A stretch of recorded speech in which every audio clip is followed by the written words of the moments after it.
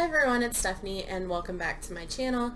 Today I'm going to do my June wrap-up part 1 out of 2 because even though this hasn't been the best reading month for me, I figured it would be best to divide it into 2 parts, and that way the video isn't super long. So without further ado, let's just jump right in. The first book I read was the illustrated version of Harry Potter and the Sorcerer's Stone by J.K. Rowling. I won't go into this because, like I said in my TBR video, if you don't know what this is about, what world are you living in? If you're missing out, please go read these. But I really liked this edition. There's a lot of illustrations in it, and it just really adds to the world and really helps you envision the characters, and it just brings a lot more life to the story. So I had a really good time reading this. 5 out of 5 stars. Next I read the book Daisies for Innocence by Bailey Cottrell. I think that's how you pronounce it.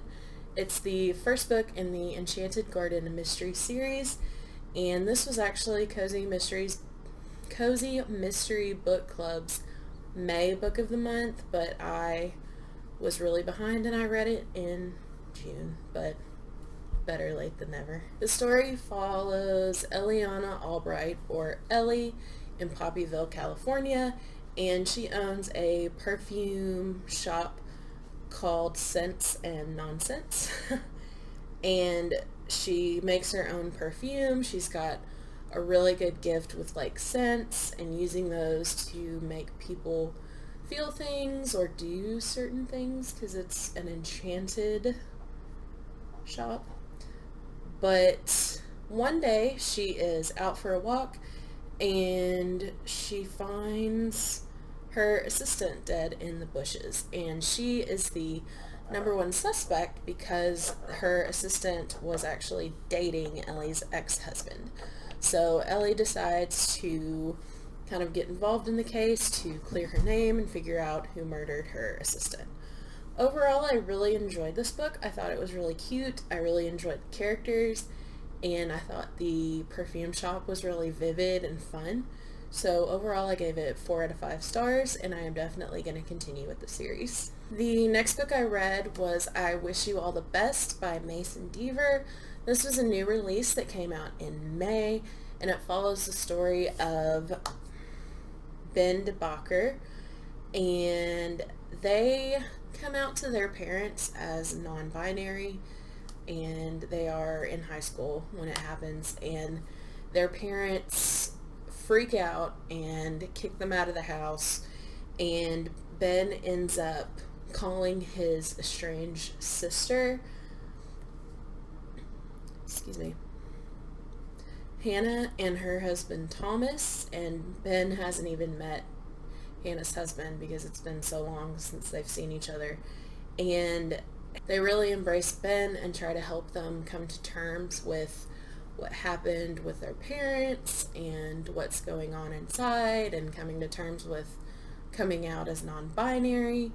So along the way he meets a boy named Nathan who is really outgoing and spunky and adorable, and their friendship develops and blossoms from there. And overall, I really enjoyed this book. I gave it 4 out of 5 stars, and I think it's such an important book. I've never read a book with a non-binary character, let alone a non-binary main character, and I thought that was so cool because even though I was kind of familiar with the term, this book definitely gave me a lot more insight as to what that means, and like understanding people's reaction to it, and especially when they don't understand gender fluidity and the spectrum and how it's not just male and female.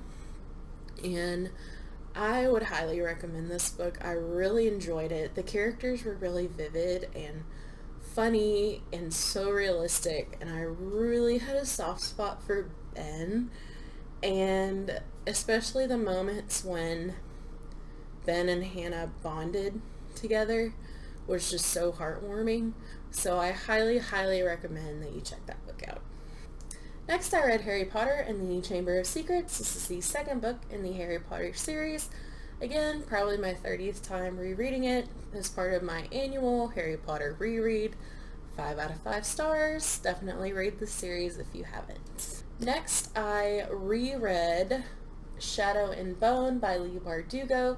This is the first book in the Grishaverse trilogy. This follows the story of Alina and her friend Mal, and they grew up together in an orphanage. And one day when they are older, they are soldiers in the army, and their regiment is attacked. And during that time, Alina's long buried powers that she didn't even know she had come to life, and it turns out that she is a Grisha, and a very rare Grisha at that.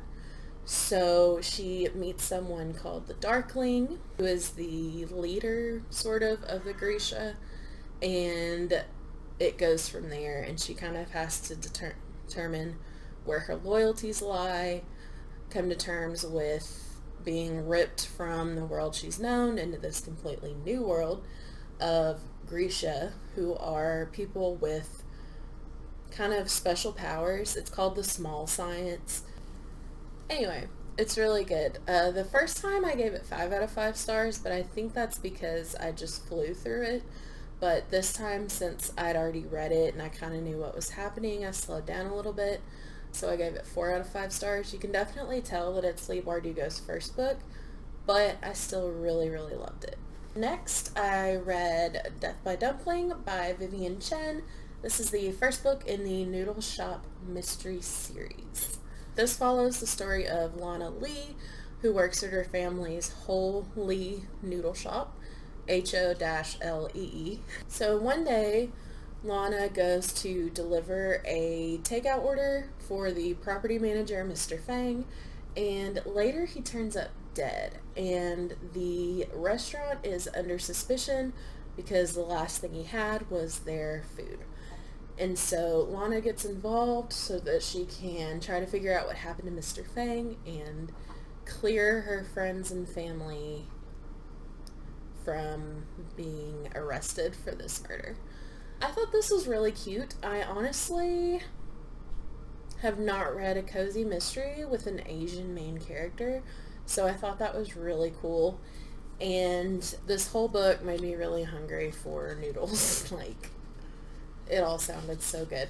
But I really liked the characters. They were fun, so I'm definitely going to continue with this series. Finally, I began reading a book that I'm going to talk about in my part 2 wrap-up, but it basically got me in the mood to reread the Sweep series. I've been in a really good reading mood where I want to just reread things that I enjoyed. And the Sweep series follows this girl, Morgan, and she meets this new guy, Cal, who just moved to town, and he is a Wiccan. So he and Morgan and a few of their friends get together and learn more about Wicca from Cal, the new guy, and Morgan discovers that she has a lot of natural magical ability, and she just really takes off in Wicca. And honestly, I loved these books when I was in high school, and so it was fun just to kind of fly through them and get reacquainted with everything. So I read the first book, Book of Shadows, and the second book, The Coven. They're super short, under 200 pages each, and honestly, they weren't as good as I remember, but they were fun. I gave each of them 3 out of 5 stars, so enjoyable, but not the best.